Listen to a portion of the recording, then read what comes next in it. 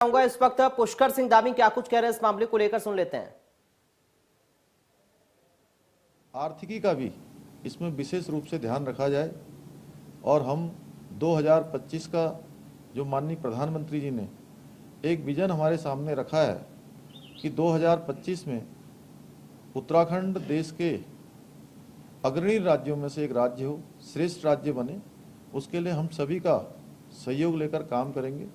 मैं तीर्थ समाज, हमारे पंडा समाज, हमारे हक हकूकधारी रावल, हमारे सभी जनप्रतिनिधियों का धन्यवाद करना चाहता हूं और जिन्होंने भी अब इस समय में जो आंदोलन किए हैं, आंदोलन में भाग ले रहे हैं, वो सभी अपना आंदोलन वापस ले लेंगे।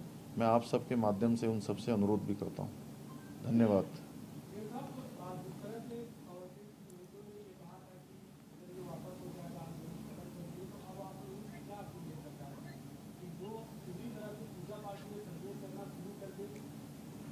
नहीं, अभी तो आप पूरी तरह से, चूंकि हमने अधिनियम वापस ले लिया है, तो इसलिए हम सबसे अनुरोध कर रहे हैं कि जैसे पहले की व्यवस्थाएं हैं वो व्यवस्थाएं जारी रहेंगी और आगे निकट भविष्य में हम कोई भी ऐसा अगर इस प्रकार की और व्यवस्थाओं को अच्छा करने के लिए कोई काम करते हैं तो हम सभी के सहयोग से उसको आगे बढ़ाएंगे। मुख्यमंत्री जी, 2 साल पहले जब ये विधेयक सदन के पटल पर रखा गया था, तब आपकी पार्टी के लोगों ने और मंत्रियों ने बहुत सुदृढ़ दलील भाई आवाज आ रही है?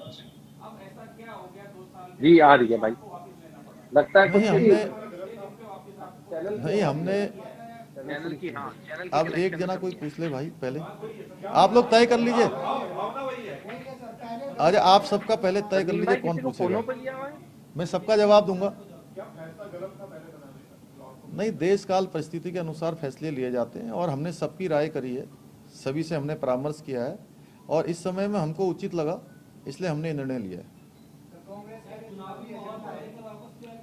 कांग्रेस वालों को तो स्वागत करना चाहिए कि हमने, वो लगातार कह रहे थे कि वापस लेना चाहिए, तो उनको स्वागत करना चाहिए। नहीं तो फिर इसमें टीका टिप्पणी क्यों कर रहे हैं? इसका मतलब उनको पसंद नहीं आ रहा हमने वापस ले लिया। आप उनसे पूछिए, वो नेताजी से पूछिए कि हर बार वो यही बात करते हैं कि जो भी हम फैसला लेते हैं, हमने कल गन्ने का मूल्य बढ़ाया, उसमें भी उनको अच्छा नहीं लगा। उनको कोई सरकार के काम अच्छे लग ही नहीं सकते क्योंकि वो विपक्ष में है, तो उनको कुछ ना कुछ बोलना है, इसलिए हम भी उनकी बातों को देखकर हंसते रहते हैं।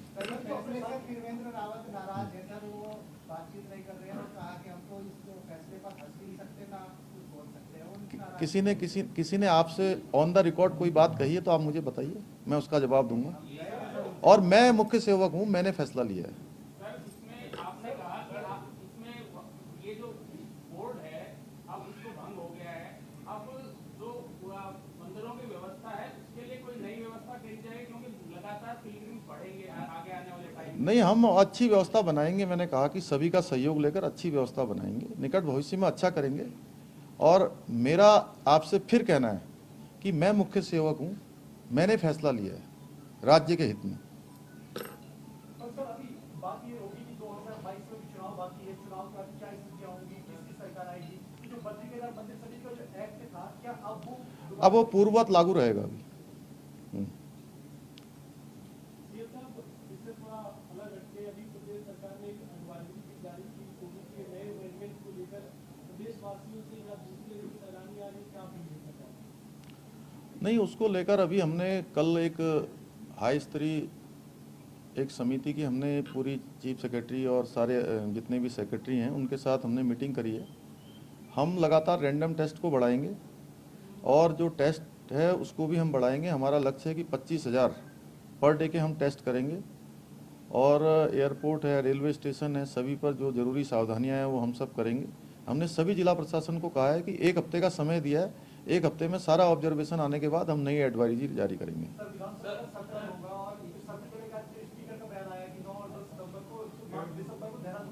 देखिए, इसके लिए हमने माननीय विधानसभा अध्यक्ष जी को पूरी तरह से ये कहा था कि वो सारे राजनीतिक दलों के लोगों से बात कर लें। उन्होंने नेता प्रतिपक्ष और हमारे संसदीय कार्य मंत्री और अन्य लोगों से मंत्रणा करी है। उनका जो भी सुझाव होगा उसके आधार पर सरकार सत्र करवाएगी। हाँ, वो भी जो भी कानूनी जो वैधानिक प्रक्रिया है, जो भी नियमावली है, उसके अंतर्गत हम कार्रवाई करेंगे।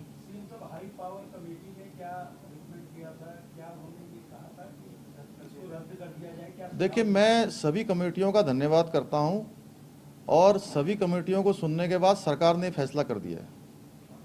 सर, जो कोविड टीकाकरण है, पहले टेस्टिंग को लेकर के जो घोटाला हुआ था, उसी तरीके से टीकाकरण को लेकर के भी हो रहा है। इसमें एडवाइजरी भी सारे सीएमओ को जारी हुई है, फर्जी मैसेज जा रहे हैं कोविड की सेकंड डोज। देखिए, जब मैंने मुख्य सेवक के रूप में जिस दिन मैंने कार्यभार ग्रहण किया था, उस दिन मेरे सामने सबसे पहले हरिद्वार का जो टेस्टिंग का मामला सामने आया था।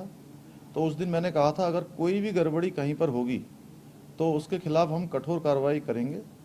अब हमने उनके खिलाफ कार्रवाई कर दी है। अगर कहीं पर ऐसी चूक होगी, कोई अगर इसमें पाया जाएगा कि किसी ने कोई गलत काम किया है, तो सरकार उसके खिलाफ कड़ी कार्रवाई करेगी। सर, एक बात देखने में आई कि अभी तक कई फैसले ऐसे हुए हैं जो आपकी की भाजपा सरकार ने लिए हैं, पर बाद में उसमें बैकफुट में आना पड़ा है। तो पहले जो निर्णय लिए गए थे वो उनमें, और जो वापस लिया जा रहा है, मतलब इस तरह का कदम क्यों? क्या पहले जो सरकार ने जो निर्णय लिए हैं? मैंने कहा देश काल परिस्थिति के हिसाब से जो इस समय में राज्य के हित में जो जरूरी हैं, हमारे सभी समाजों को जोड़ने के लिए जरूरी हैं, राज्य के हित में जरूरी हैं, वो सारे फैसले लिए जा रहे हैं। उन फैसलों से आपको ये नहीं जोड़ना चाहिए कि कौन से फैसले पहले लिए गए वो खराब थे और कौन से फैसले आप लिए जा रहे हैं वो सही हैं। जो देश काल परिस्थिति के हिसाब से ठीक लग रहे हैं वो फैसले लिए जा रहे हैं और धड़ाधड़ फैसले लिए जा रहे हैं।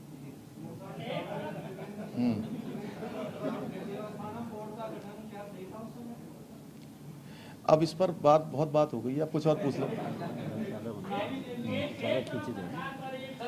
चलिए, धन्यवाद आप लोगों का, सबका थैंक यू, धन्यवाद।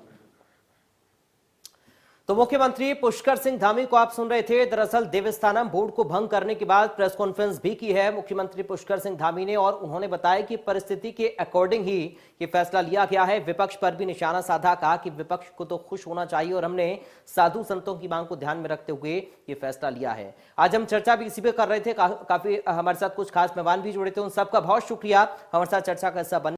फिलहाल देवभूमि लाइव से मुझे दीजिए इजाजत, आप देखते रहिए।